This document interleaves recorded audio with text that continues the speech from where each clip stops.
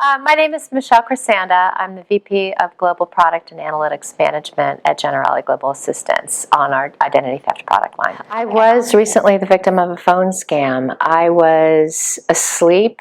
It wasn't too late at night, and I was awakened by a phone call and on my cell phone. So I reached over and picked it up, and the caller identified themselves as being from AT&T.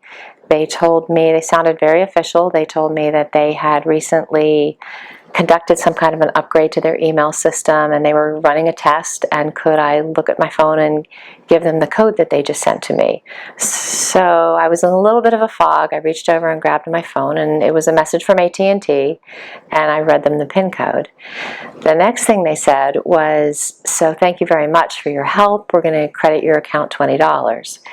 Can you give me the last 4 digits of your social security number so we can verify it's you? We don't need the full social, we just need the last 4 digits."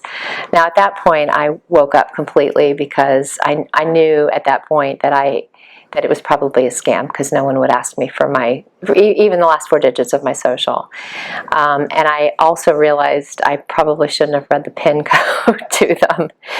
And it was about 10:15 at night, and so I tried to call AT&T, and AT&T closes at 10 o'clock.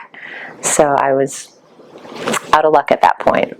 So the next morning, as soon as I got into the office, I called AT&T, and I found out that somebody had gotten into my account. They had changed the address to an address in the Bronx, New York. She read me the address in the Bronx, and somebody was trying to get into my account and ship themselves some new cell phones.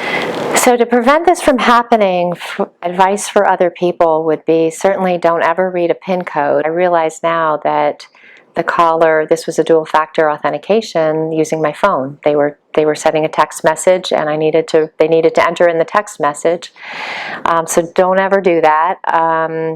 As legitimate as someone sounds, don't ever give personal information to someone that calls you on the phone if you don't know who it is, and certainly never give out your social security number. The other piece of advice is, if you recognize that something's happened, call right away. I've been in this business for a while, and I should know better, and I do know better.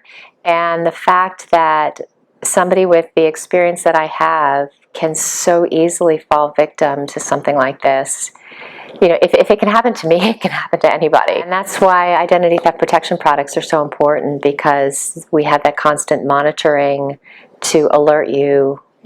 If you make a misstep, it alerts you and lets you know, and helps you resolve the issue.